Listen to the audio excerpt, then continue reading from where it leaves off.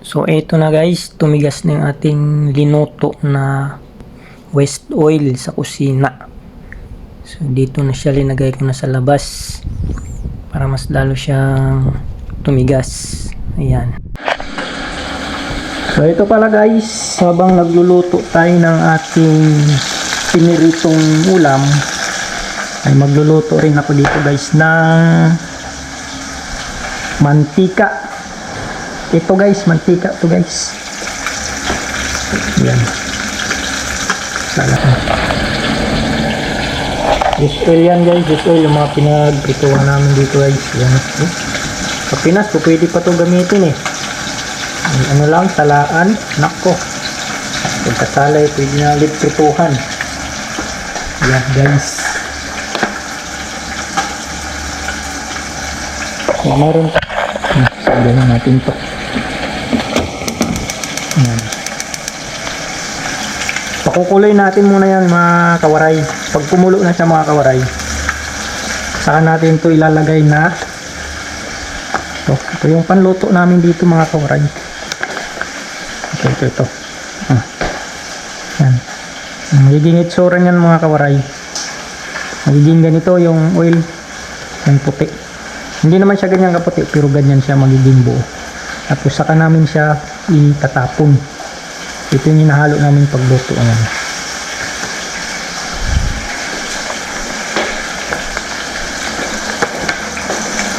So, papakuluin ko muna to. Pagkakulo nito ay saka ilalagay yung yung multitasking tayo dito ngayon mga kawaray eh. Dahil pwede pa nag-almusal. Ang oras na. Ayan, mag-alas 8 na nga. 30 na. 8:30 na po. Di pa ako nag-almusal. Meron ako dito malamig na tubig. Hindi pala. Maligam-gam.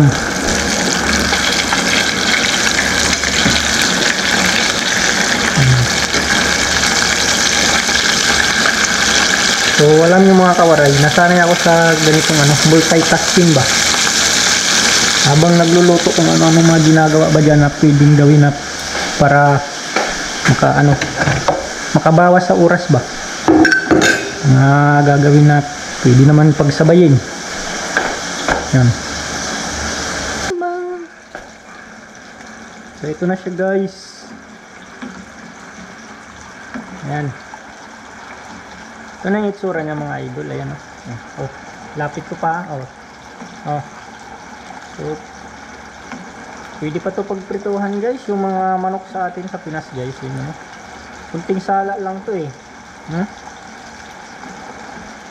Kunting sala lang yan. Yun naman oh. Brownie pa. Brownish. Ang kulay niya brownish pa mga guys.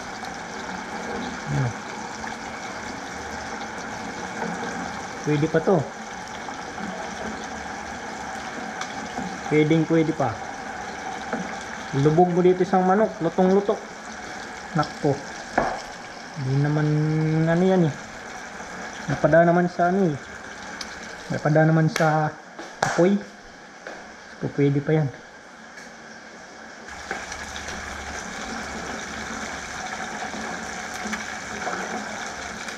Ito na siya guys. Ano na to? Pwede na to. Pag ganito na yung kulay mga kawaray, kita nyo na yung ganyang maano na siya kasi kumulo na to eh. Medyo brown na siya yung kulay niya is pwede na. Ang gagawin natin dito, maglalagay tayo dito ng pangluto. Ayan yung itsura niya oh.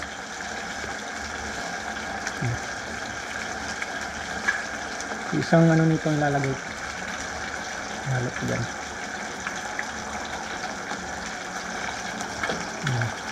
Oh. So yan na yung magpapatigas ng mantika. Yan.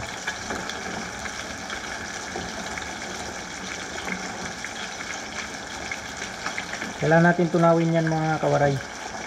Yan. So kita nyo mga kawaray, wala na yung mga puti-puti. Pag ganyan ano na siya mga kawaray, wala na yung puti-puti na inihalo natin. Pwede na natin patayin yung apoy. Yan. At papalamigin natin yan. Aray ko, binaril ako ng ano ah. Sakit po na. Grabe naman yung luto ko, nagagalit sa akin. Nagtututor lang ako dito. Nagtututorial lang ako dito paano magluto ng ano dito, mantika. Babaril-barilin ako. Ayan. So, lagyan pa natin ng konti kasi marami to eh. So, ayan yung ano nyo. Parang bitsin. Hindi pala, parang asin. Hindi ko alam ano yan. Hindi pa. So, halo lang natin dyan. Okay lang ba yan guys? Okay ba? Pero sa to guys, pwede pa to sa Pinas ng mga ano, lutuan. Mga karinderya. Pwede pa yung mga ganito. Salain lang yan. Mantika na ulit. Pwede na pang prito. Yan. So, palalamigin natin yan mga kawaray. After nyan lumamig, titigas na yan. Pagkatigas nyan, babalot nyo ng dyaryo, saka itatapon. Yan. Dito lang yan. Lagyan lang natin ito dito. Daan. Hugas na. So balikan natin ito mamaya guys. After a minute. Ilang minuto, oras pa siya titigas. Babalikan natin para makita niyo.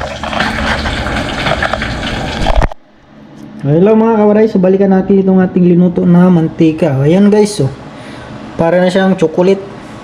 Mukhang chocolate na. Ito, touch natin ng konti. Oh, tumitigas na siya. Oh. Pero dito liquid pa. Ito, tigas na. Yan. So, antayin pa natin na tumigas talaga siya. Pagkatigas niya guys, ng tigas na,